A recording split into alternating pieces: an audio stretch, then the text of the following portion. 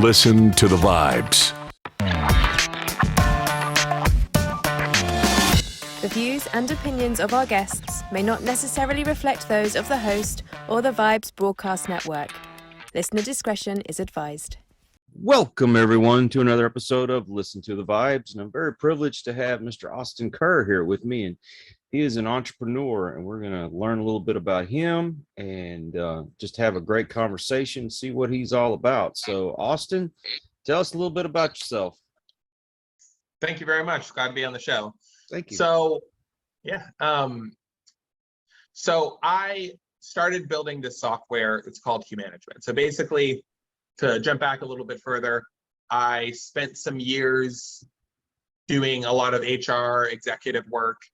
I was at a startup that started with about 5 employees. It was a real estate investment startup, and I was there as a senior executive over sales, marketing, HR for 5 years. During that time, a lot of growth, won several awards for growth with the Inc. 500 3 years in a row. And during that time, I used a lot of tools to help me with the management of HR, of employees, things to train employees, keep track of different types of requests and stuff like that. And about 2 years ago, I got into custom software developing. So I found that by developing apps, instead of telling people how to do jobs that I had designed or figured out how to do, I could instead just get them to use software that did those jobs for them, and I could onboard people a lot easier, and I could, have the company run a lot better. So once I figured that out, kind of the light bulb clicked in my head, and I went, oh, cool. I can now reinvent a lot of the tools that I used into one software. I can have them be better, and I can build something that will just be able to help a lot of people, a lot of managers who are stuck managing people, then they weren't really planning on it, or they're overwhelmed with all the different requests and training and all that stuff. So I figured I could help those people. So that's the software that I built, is to help those types of people. Does it make it quicker to do the onboarding? Because I've been places, sometimes they'll onboard for a week. Yeah, exactly. Yeah, so it helps with a lot of that. Like, one of the primary features that it has is a knowledge base that also works for courses. Mm-hmm. So a knowledge base is really easy for a business owner to just kind of throw their information into, right? So like, someone starts with a software, they take like the 5 questions that they get asked every single day over and over again, and they write them down. Hey, here's the answer, and they put it on the knowledge base. Now any employee can go and search and find those answers. So if they keep doing that 5 questions a day for a week, a month, 2 or 3 months, they're going to have a lot of answers there. And when someone starts, and when they run into something they don't know, instead of having to then bother that manager, that owner, they can just search that knowledge base and get that information. So that's like a really simple way that it improves. There's some other knowledge bases out there. So where my thing is a little bit cooler is that it tracks like attestation. So if someone says, yes, I read that, it'll record it. If that policy is an update, it'll notify the people who read it, hey, you need to reread this because, this little part here changed. You can also then take those knowledge base articles or videos, and you can turn them into courses, and it becomes really, really cool and intuitive and automatic for you. But it starts with just like the little simple thing of just a little bit of knowledge. That's great for HR people, because I know it can be frustrating trying to organize, trying to make sure what's this person supposed to do when they come on board. But let me say something real quick for my video watchers out there. Austin here is all the way in Greece, and he is on a remote island. So the Wi-Fi is a little iffy. And if you notice, there's no syncopation between the video and the audio. That's why. But I was going to say something else, because my wife has this problem. She's being recruited to be in HR where she's at right now. Oh, cool. The problem being is that she hasn't been officially told what she's supposed to be doing while she's there. I mean, who she's working with, who she's working for. She does know the main person that she's working for as an executive assistant, but it's so confusing. There's so many people that have come on, and they don't know where they're supposed to be. I don't know how do I put this thing? Yeah, like their roles, their duties. Yeah, exactly. The roles, the duties, who they're actually working with, who they're working for. And I'm going to just say it's a government job. Yeah, you'd be surprised though. That's actually a lot of companies. Like when I first started building the software, it was really just I saw a solution. I knew some people who had that problem, and I thought I could bring this type of solution to those people. What I've found as I've explored the space really is that a lot of people who go into managerial roles or HR roles basically do it for self-motivation, right? So a lot of it's greed-based, just to be blunt, right? So you're a guy, and let's say you're a really successful salesman, and then someone offers you a promotion. Now, this promotion, you're going to have to be in charge of a team. Most people would take that promotion. It's not necessarily because they are so excited and passionate about running and managing a team, right? A lot of people take bigger positions because of the status symbol. They're now the head of blah or the chief executive of blah, right? And so these sorts of things sound good. They have some reward.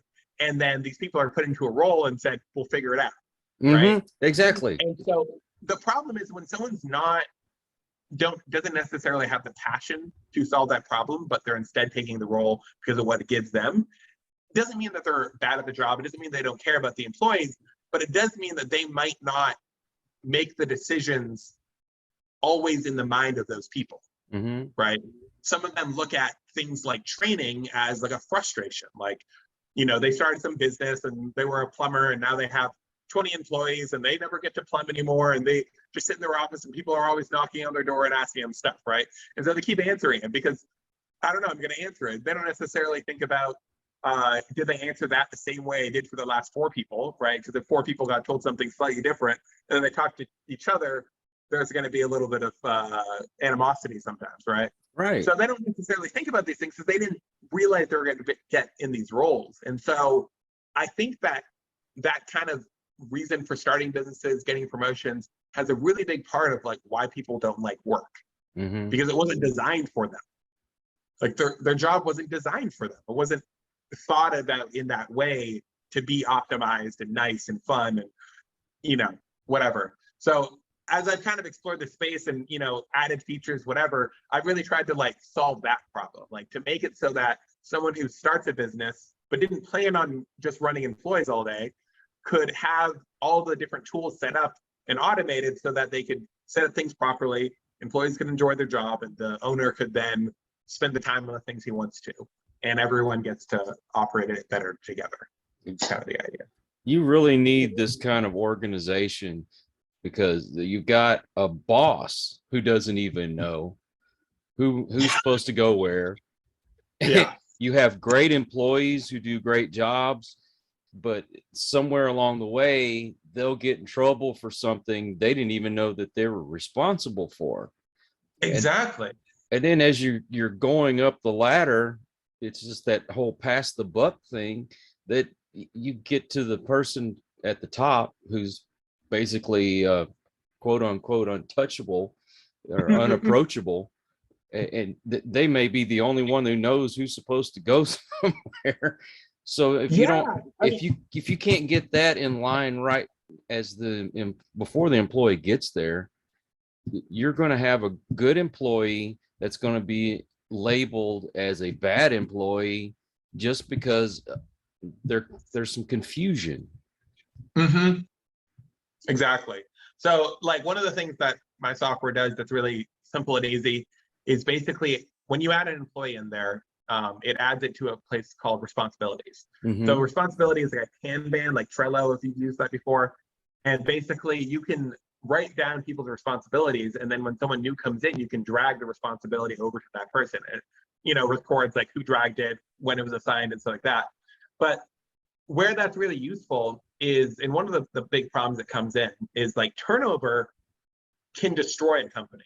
Yeah. Turnover absolutely destroys companies all the time, right? So if you have a business and you're great, the first challenge is always money. Can I get someone to pay me enough money for what I'm doing? And once you've completed that part, once you've gone past the money issue, the next issue will always be employees and building a structure and doing stuff, right? And so what people will do is they'll hire someone, right? Let's say, super common, they hire a receptionist, right? And they go, cool, you're the receptionist. And the receptionist starts and they answer the phones, right? And when people come in, they greet them. And that's what they start as. But over time, there's other needs, right? There's other needs of an office. So maybe that receptionist, a few times they realized that they need to give them some water and the water wasn't there. So now they've taken on the responsibility of ordering the water and making sure the water's there. Maybe they clean the dishes. Maybe they, talk to accounting when there's a payment dispute, because they always hear about it, right? And so there's these little responsibilities that they pick up.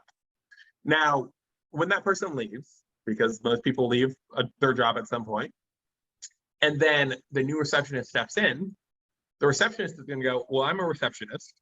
No one is really going to tell them that they're supposed to be learning about payment issues and checking the water. They're going to say, you're the receptionist. Can you answer the phones?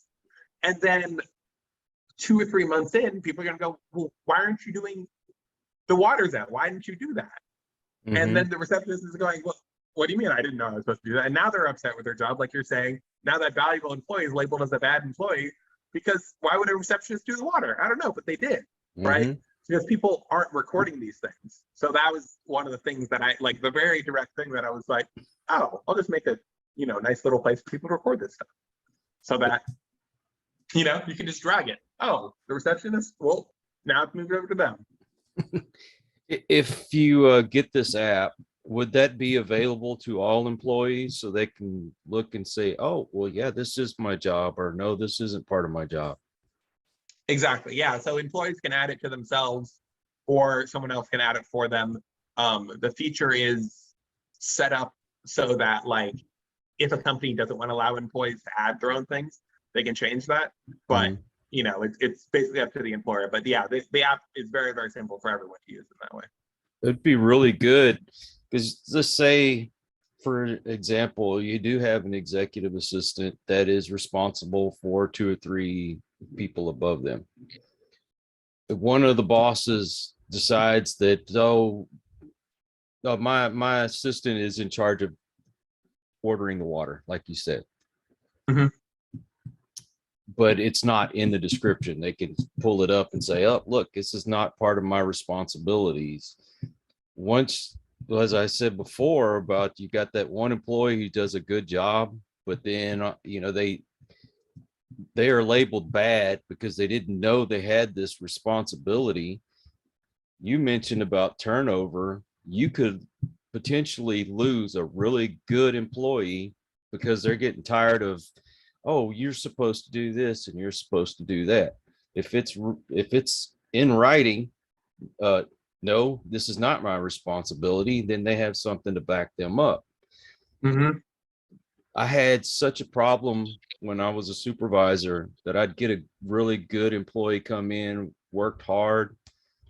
They did everything they were told. They went and got their certifications and licenses, all that kind of stuff. And there would be a situation where they didn't know they had a responsibility. It wasn't necessarily their responsibility. And of course, the boss likes to throw that in all other duties assigned in the description. Yeah. But they'll get frustrated because they're getting tired of being griped at, and they'll go find another city to work for. Yeah. And I've lost a really good employee, and then they usually get replaced with somebody that's got their thumb up their butt. Yeah. You know what I mean? Yeah, I think it's really, like, one of the things that I've also kind of seen in the companies I've worked with now is there's this interesting relationship between known and unknown, right? So most people on the front would think that they want everything to be known, right?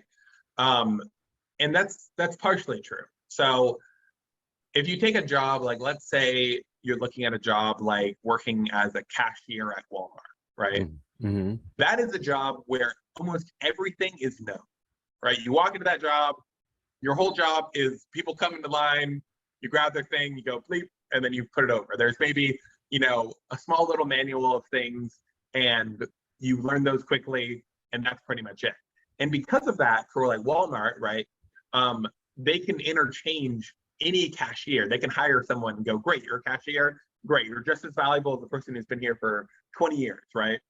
And so in a role like that, people leave simply because there's too much known, right? Now, in that same world, we have a dichotomy, right? So when someone in that role gets promoted to the manager, they are usually set into a world of complete unknown, right? So the managers also have a huge turnover rate because they get put in this role and go, great, you're responsible for the store. Oh, what do I do when blah happens? I don't know, figure it out. What do I do when blah happens? I don't know, figure it out. What do I do?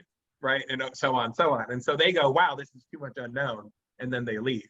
So what I found is for like a good role, for a job that someone really enjoys, where they feel purpose, where they're passionate, whatever, there's like a proper balance of known and unknown, right? So you can use like a knowledge base and some courses and stuff to, most businesses err on the side of having too little known, right? Most businesses, like most of them don't have too much known. That's like a rare issue, right? For a very well set up company.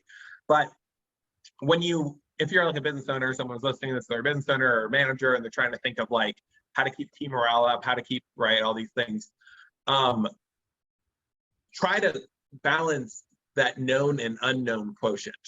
Try to make sure that the basics, all the things that the company has already solved are written down, documented, easy to pick up, easy to solve. When they're on the phone with someone, they go, hey, can you do blah in this way on that time? They can then type that into a thing and go, oh, yes, we can, or no, we can't, right? So doing that will make someone happier because you've now increased the space that they have to handle the unknown. Because every company has things that are unknown. They have new problems, right? They have people on the phone who get questions that they don't know. Well, that's good. That's what makes someone feel alive, as long as, you know, the ratios are there. So it's like a really, really interesting interplay that I think anyone I've met who's like really understood the ratio of known and unknown has had great success and has been able to, you know, make lots of money, have employees who are happy and all that sort of stuff. There's companies out there that are kind of in the Stone Age when it comes to technology. What I'm saying is, like, what I worked for a city. Let's say you got a write-up or you got a citation for something you did good. It goes into a filing cabinet instead of in a computer system. Is there anywhere on your app where you could keep things like that? Yeah, absolutely. So we have like a full digital system for all sorts of stuff. So like each employee gets their own like profile, as I call it. And in there, you can keep track of all of standard information like their address, you know, date of birth, that sort of stuff. And then some more private information like their emergency contacts, any of that. You can upload files for that employee. You can also see the responsibilities. You can see like the files is where someone could put those write-ups if they needed to. There's also like all their time off requests show up there. So you can see all the time they've taken off or the times they've been late. All that stuff is documented. You can also see like the articles or policies they've read or, you know, marked as read. You can print off like a certificate showing that they read this policy on that date. It's like one of the things that happens also is like policies in a company change, right? So a lot of people, when they help a company or they start helping a company, they have this idea that they're going to set up something and then it's going to be there. But that's not really how companies work, because people change, because times change, things shift a little bit all the time. So when, let's say you have like a sick day policy, right, in a company, and when it started out, they say, okay, great, you get, you know, 6 sick days a year, and you just need to let us know by the end of the day that you were sick, and we'll pay you. And then they'll start and continue, you know, have a business, and then 6 months in, they'll go, oh, by the end of the day, it's too late. People are taking advantage of that. It actually needs to be before the beginning of the day, right? So then they'll change the policy. And if they don't have a system like mine that automatically notify everyone that the policy is updated with the highlighted text saying this is what changed, then what they're going to run into is people are still going to be saying, hey, at the end of the day, you know, at the end of the day, I was sick. And then they're going to get back, oh, no, you're not, that doesn't count. You need to let us know beforehand. And then there's like really negative experience for both the employer, HR, and the employees, where there have this change in this basic rule. And I think that's like such a funny little thing that happens that maybe people don't think is like means a lot, but that's the first time where someone's going to start thinking, maybe I should leave. Maybe this isn't for me. Maybe they don't care though. Oh my gosh, when I did the time, it was all on paper. We were still doing it on paper. And then when they would have an employee that was acting up or what have you, I'd have to go back and pull out those files out of the filing cabinet, go through, see when they were sick, when they took off for vacation, when they were late, all that by hand instead of being able to get on a computer. Which leads me to another question. How easy is it to use your app for somebody, say like me, who's not really a computer guy? I mean, is it going to be as easy as, say, getting on Facebook or LinkedIn or something? So that is absolutely how I built the app, was that in mind. Mm-hmm. I would say that, yeah, it's about as easy as that. Like most of the apps, when I show it to someone, everything's very like intuitive. You know, if you're looking at the responsibilities, you're like, okay, it's the board, there's columns, you can just, can I drag and drop? Yeah, I can drag and drop. It's that easy, you know? I think that there's this like, in the software world, I've run into it because obviously I have like that advanced level of understanding of computers or whatever. And when I look at a lot of software, I see that it's built for people like me. People who have the ability to understand these things often are building it going, well, yeah, someone could figure that out because I could figure that out. And they don't really think about it much further. And like, there are some tools that even like seem like they would be user-friendly, like not to throw any shade at it, but there's a really popular software called Monday.com. The other one called ClickUp that a lot of people use. That can be really, really useful for people. But the problem is when someone, it's basically like a really advanced Excel sheet. Like it can do anything. But the problem is that if you wanted to go and use it, you would have to like design its purpose into it, which means you have to then understand how the logic and the buttons work. And for someone like me, I can pick that up and it's like, takes me no time to go, okay, this is how you do that. This is how, oh, got it, you know? But for the majority of people who own businesses or who are managers, that's like a really negative experience. That's a big time that they're gonna have to put in to understand how it works and how do I change this and how should I design it. So that's really where my software is targeted, is towards people who want something that's just plug and play. You can just go into the software, like it's the first thing you're gonna do. And I really usually suggest that people just use one feature, like it actually comes with the other features disabled. So you don't have to worry about seeing it and being confused by it. You know, you just start, you bulk upload all your employees, and then you just write an article and then it's just automatically published to them. There's nothing like more you have to do or worry about or figure out, because yeah, that sucks for people. Another question. Mm-hmm. Being a supervisor, and especially dealing with employees that you have to let go. Yeah. And then also those employees that I don't want to let go. When you're on the management side, how easy is it for you to use that app to, say, build a case against an employee? And then on the employee side, how well is it to build a case for you to keep your job? So that's pretty interesting. I have some features to it. Now that you're posing the question, I'm immediately thinking like, is there something more I could do for it? But so two areas that help with that. So for stuff like, you know, someone being late or things like that, there's a place where you can record that stuff so it shows up on their profile and they can see it too, so they know it's not like, you know, some hidden doctrine. The other place that's really useful is I have something for keeping track of production metrics, right? So something that a lot of businesses don't do, but all businesses absolutely should, is they should always know like their numbers, right? So if you're like, let's say you have a podcast, you have you know, people who are visiting, you have probably various sources of income that are generated from that traffic and those people. So you should have somewhere where you're recording the number of podcast subscribers or listens per episodes or per week, the number of things that you put out each week, you know, the amount of money you're making from your business each week or each month. You should be keeping track of this stuff, because then when things are going well or bad, one, you know it, but two, you can also look, if something's doing bad, you can look in the past and see, oh, well, here's when it was doing better. And then you can isolate well, what was I doing? What types of shows was I doing? What types of guests did I have? How was I promoting it? And then you can return it back to that successful action. So you can use some complicated tools. Like you could use Excel for that, kind of. You're going to be looking at a bunch of numbers. You could use something called Power BI for that, which you're going to spend hours doing. Or if you want to use Queue Management, my software, you would just go and it's just a basic graph. So you just go, on Tuesday, it was this. On Wednesday, it was that. And then it has a bunch of cool features that you can compare one graph together and overlay them. Or you can create like calculating stats. So if you wanted to see like, your gross income divided by your number of listeners each week, you then see what the correlation between your listeners and your money is. So then okay, at this point I was making more money, so what was I doing? Or, if I just continued my viewers, I'll make more money, that sort of stuff.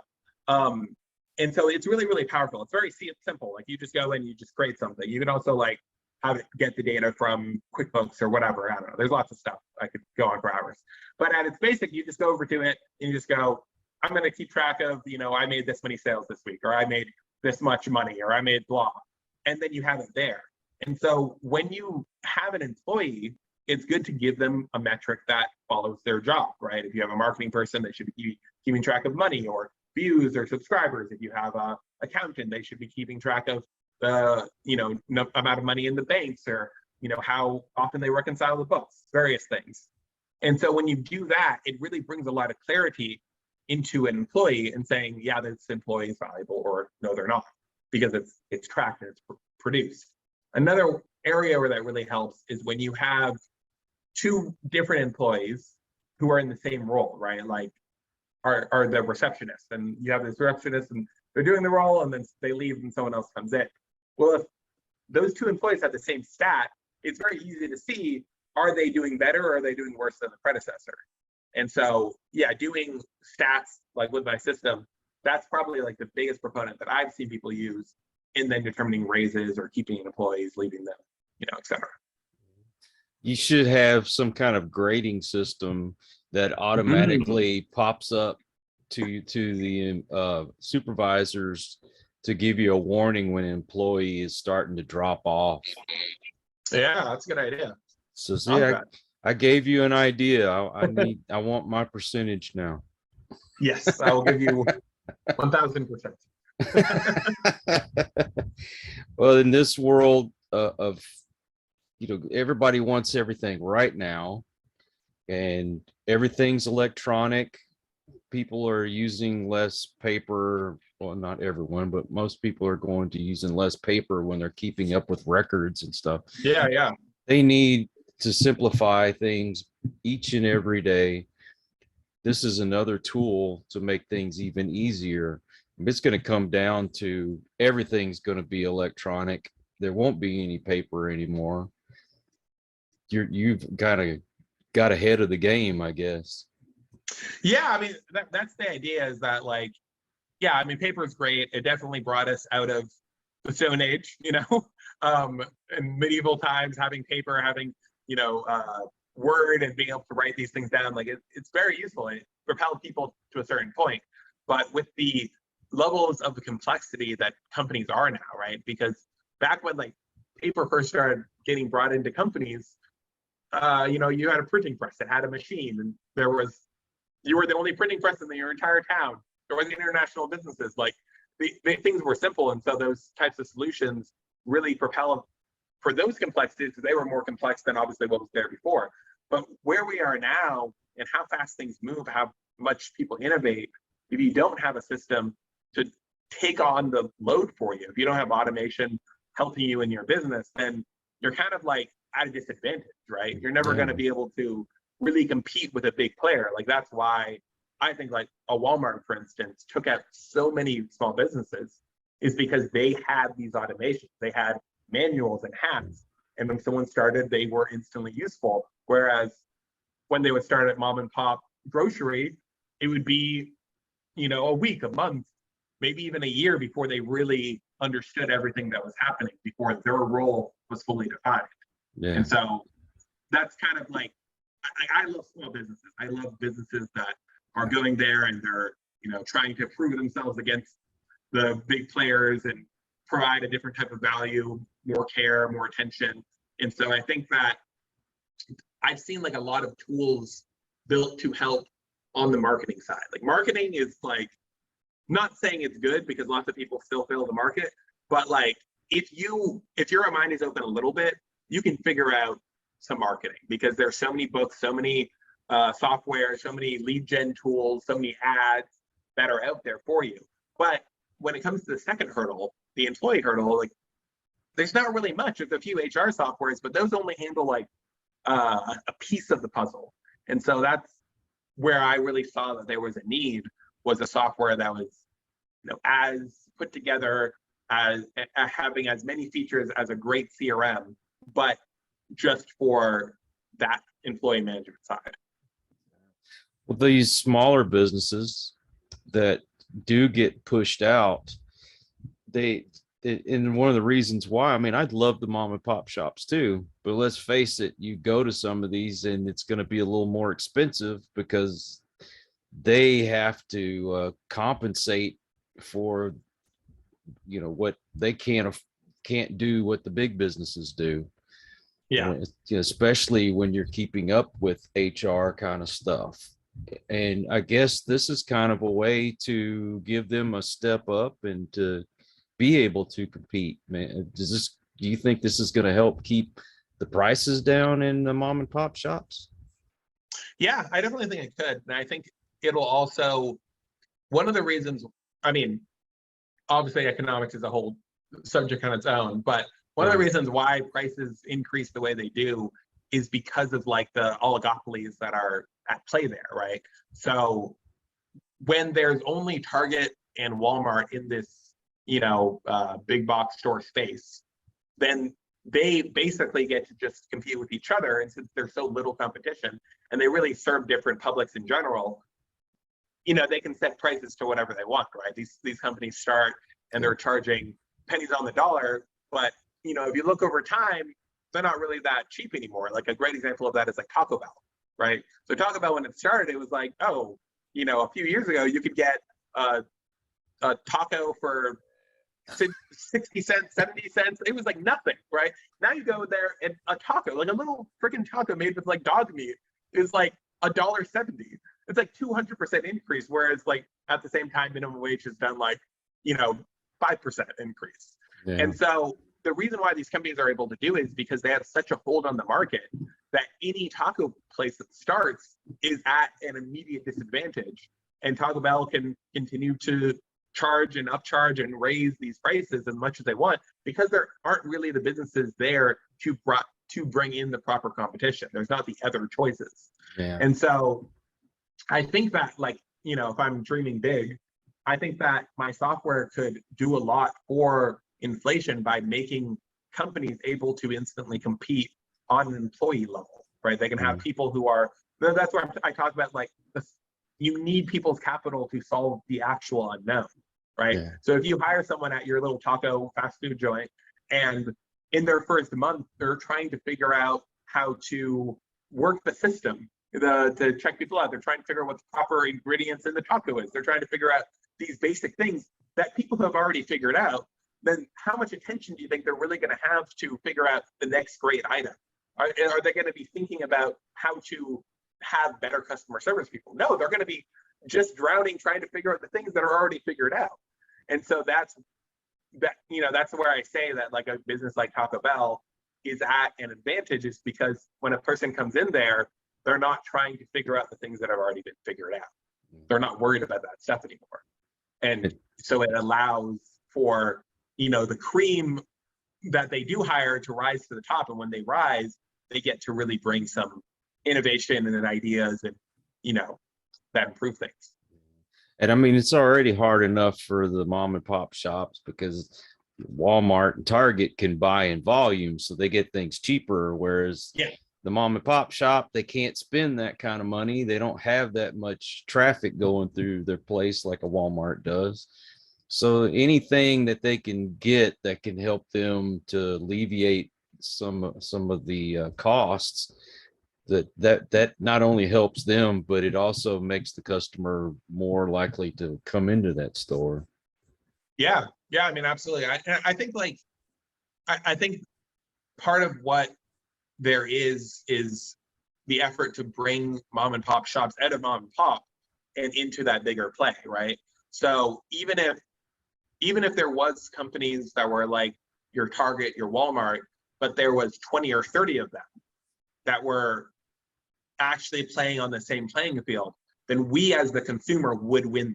Like we would win from that. So by, giving those mom and pops the ability to simplify their business and handle it, they can then maybe figure out how to buy those bigger bulks and then be able to compete to open new branches, open new franchises. And then with more franchises, yeah, like I said, we as the Americans, like we win when there's more businesses in those realms versus having one or two giant businesses, Well, like for me, I look for a place that's going to be welcoming when I walk in the door, that's going to be attentive. How many times you walk into a Walmart or a Lowe's or something and you're looking for something, you have to track down an employee. You almost never find anybody that's in their department. Oh, I have to get so-and-so over here because this is not my department. I like going into the smaller places where you walk in the door and the people greet you and ask you, how's your day? And, oh, can I help you find something? There that one-on-one, just something very heartwarming when you can actually have a relationship with the person. With the store that you're going into. Absolutely. Yeah, I think it's been really transformative because for the past 4 months now at this point, I've been in Europe. And Europe is very different than the US in the fact that in a lot of these communities, small businesses are super alive. Right? They don't have like a Walmart that's in every city, right? Like I was in a small town in Scotland called Jedburgh, where I don't know, there was a population of probably 10,000, 20,000, not nothing, but they had like one bigger chain grocery store. But when it came to the hardware store, when it came to where to buy electronics, all these things were small mom and pop stores. And it was really cool seeing how different that community was because they could survive off each other in that way. I mean, obviously some of these businesses, Europe is very different than the US because it's older. So some of these businesses have been around for, 70 years in that one position. And so there's so much that they have to, be in defense of those bigger stores. But it definitely is something that's made me feel more prideful about what I'm trying to do because I've seen, like right now I'm on an island called Samos in Greece. And Samos is one of the smaller islands of 270 Greek islands. Like you have to take a boat to bring anything here. So you can't even get Amazon here. Like small businesses really thrive in these sort of areas and stuff like that. So I don't know, it's been really cool seeing like the level of service that these places provide. Would you rather walk into a place and they say, hey, Austin, how are you today? Or you want to just go into that generic welcome to Walmart or whatever? Yeah, absolutely. That's the thing. And unfortunately, the way the world is, those places are far and few between. They're getting pushed out, and I hate to see that. I enjoy when the person knows me and then I trust them more. You know what I mean? I do. So what else do you dive into besides the app? So, from a work role, I also do some consulting for various businesses. I always love helping different businesses. I am a part owner of a few things. Namely, my sister is a voice teacher. So I run a lot of like the higher level stuff there on trying to decide, hires and basic strategy. But my grandmother was a singer, a jazz singer, signed to Capitol Records, and she created this method of teaching people how to sing when she ran into a problem and couldn't find good help. And so then my mom was also a voice teacher in that same role. And so my sister then was her assistant for most of her life. She unfortunately passed away a few years ago. And so my sister then stepped into the role. And so since my sister stepped into it, and with my help, because I've retained some ownership, we've been able to change it from that very small, just my mom teaching or just my grandmother teaching, to now my sister has 6 full-time teachers, and her office teaches over 150 lessons a week. Wow. Which is really, really cool. Yeah. It's been really interesting being a part of like a business that is like by nature small, and then seeing the ways that we can expand it and grow. Like we did a lot of really good expansion with COVID because we were one of the faster ones to really jump on to online lessons. Right. And so in some of the platforms where people are looking for lessons, we're now ranked very, very high. I mean, in general, GRSSS, like the company has like, I think, like if you look at on anything, there's like over 500 5-star reviews. Like there's no non-5-star reviews, but there's like 500 from actual students. And if you look on the actual site, we have like thousands, like over the years, like thousands of videos and things of people who have been able to sing and be proud of their voice. And so that's one of those things I love, because it's arts. Like arts are always, I don't know, such an interesting and like beautiful thing to help people with. You know what I think is cool is last week I did an interview with a lady who's a voice coach. It's a weird coincidence, isn't it? So where do you find this app? So Humanagement, you can find it at humanagement.io. That's the URL. Uh-oh. Lost you. There. Sorry. It's all right. I got the website, and then it froze on me. Oh, gotcha. So it doesn't have an app in the App Store yet. That's on the way, but you just go to the website. Works great on your computer. It also works great on your phone. You can sign up. There's a free version. Like if you just want to use the knowledge base feature and you don't want to add your employees, you can make a public knowledge base where people can index all that. That's free forever. There's also premium plans. It's $5 per employee per month, which if you look at any other HR software, it's about half of that. So I really try to price it for businesses that were starting or that, really need the help, because I think that, like we've said, it's really important for those companies to be able to have everything set up well and for the employees themselves. And have it affordable, that's for sure. Yeah, absolutely. Now, are you on social media? Yeah, so I have, so if you look up Humanagement or humanagement.io on Twitter, Instagram, it'll come up. Me personally, I also have Twitter and a LinkedIn. So my Twitter is /Austin M. Kerr, and then my LinkedIn is /Austin Kerr. Hey, would you mind sending me all those links when we finish up here?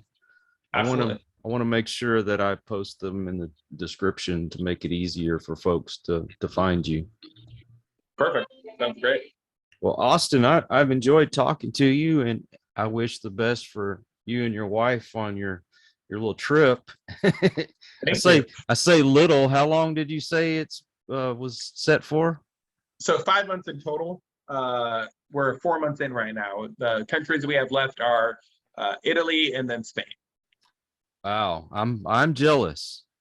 Yeah, it's been great. I suggest anyone do it. If you work remote, don't work remote in your little house in your bathrobe. Instead, work remote in your little bathrobe, but in Paris. It's much better. That's the way to work, is to be able to go all those places. But I thank you, and I also want to thank all of you out there. If you are new to the channel, you just happened by, I appreciate you stopping by, and please come back, hit that subscribe button. For those of you who are regular, I don't say this lightly. I really do appreciate your support. It's because of you that I get to do this. I get to work from home. Maybe next time it'll be Italy. I don't know. But yeah, make sure there's good Wi-Fi. You got that right. But until the next one, everyone, please take care. Be kind to one another. God bless, and peace. We hope you enjoyed this episode of Listen to the Vibes. You can catch us on Buzzsprout or wherever you listen to your favorite podcasts, and on YouTube. Follow us on Facebook at The Vibes Broadcast Network